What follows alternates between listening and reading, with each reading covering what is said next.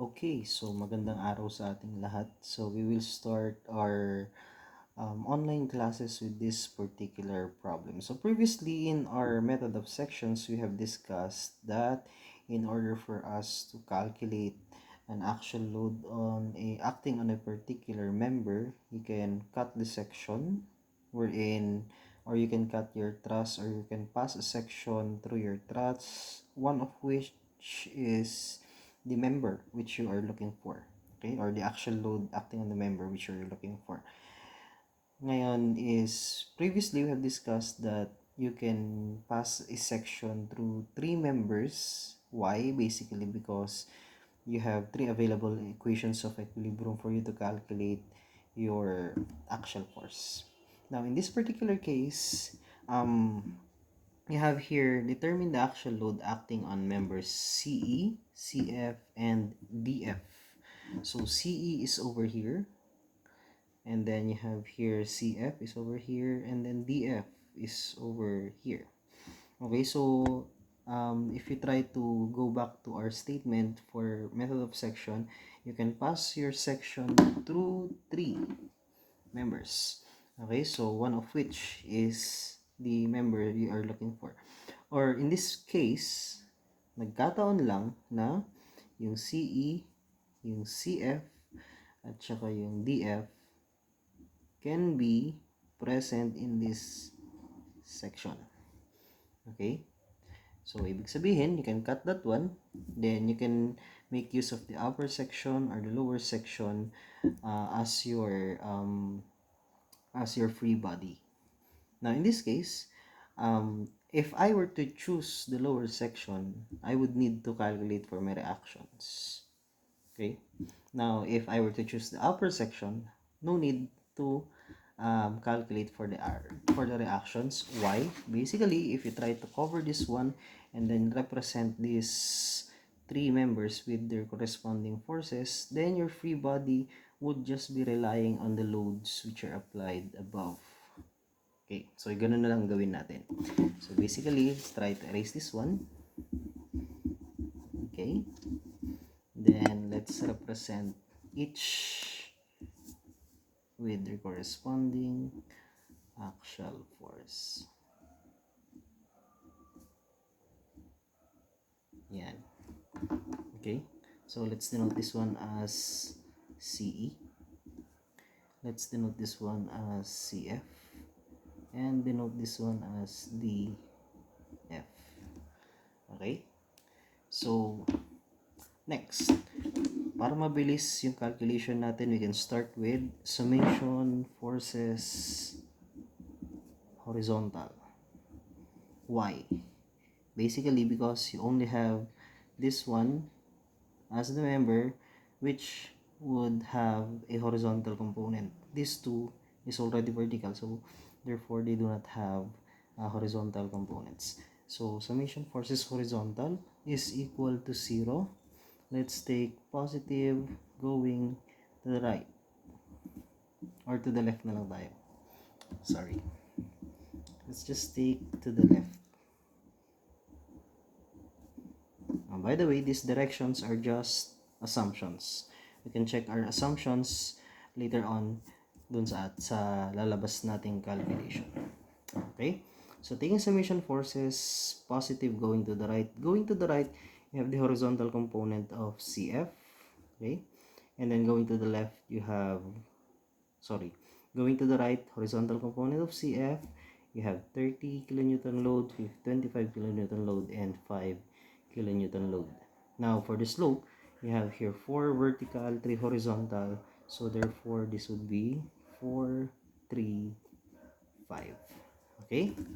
Next. So, going back to your equation, to the left, or to the left is CF. Multiply that by taking the horizontal component, that would be 3 over 5. Next, plus, you have there 30. Next, plus, you have 25.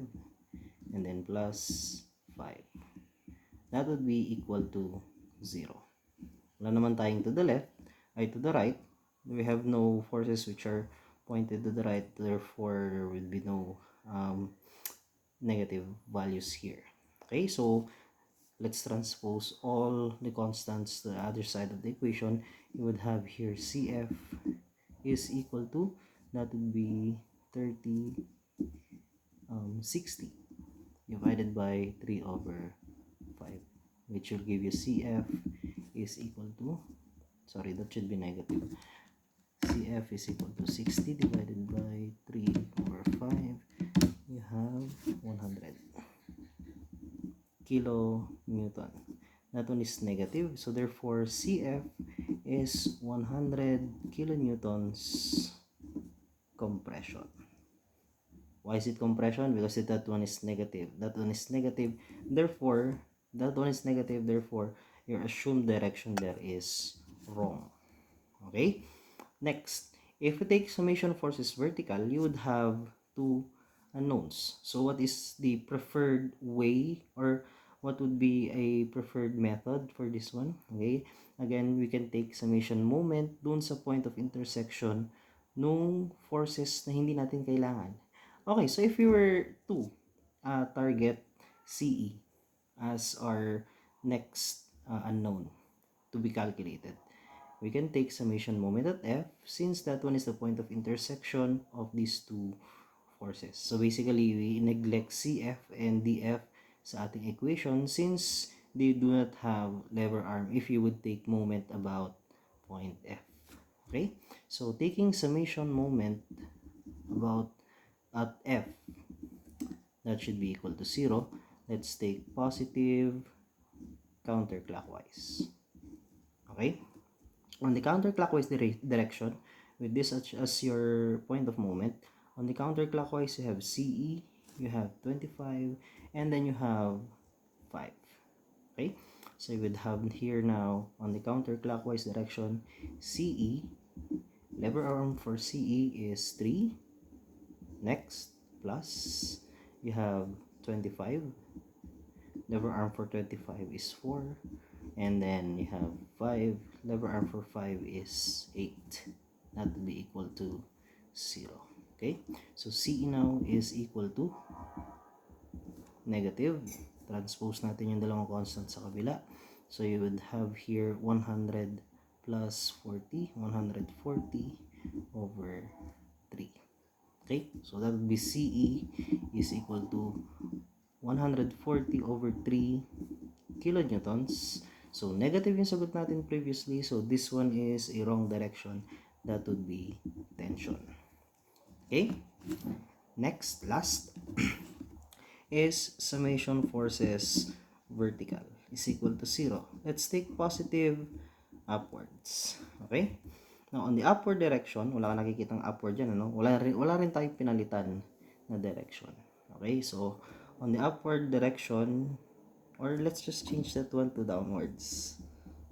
Yan. Downwards. Okay? On the downward direction, you have CE. Okay? Next is vertical component of CF. So, that would be plus CF, multiply that by 4 over 5. And then next, you have DF is equal to 0. Okay, no upward forces. These are horizontal forces. Basically, they do not affect the equation. Okay, so going back, if you try to analyze, this one is already calculated. This one is already calculated. So basically, in this equation, you're looking for DF. Okay, so substitute value. Since hindi natin pinalitan ito, ang gagamitin natin is ito at saka ito. Okay? So you would have here CE is negative 140 over 3 plus you have CF. What is CF again? That is 100. Sorry, that should be negative.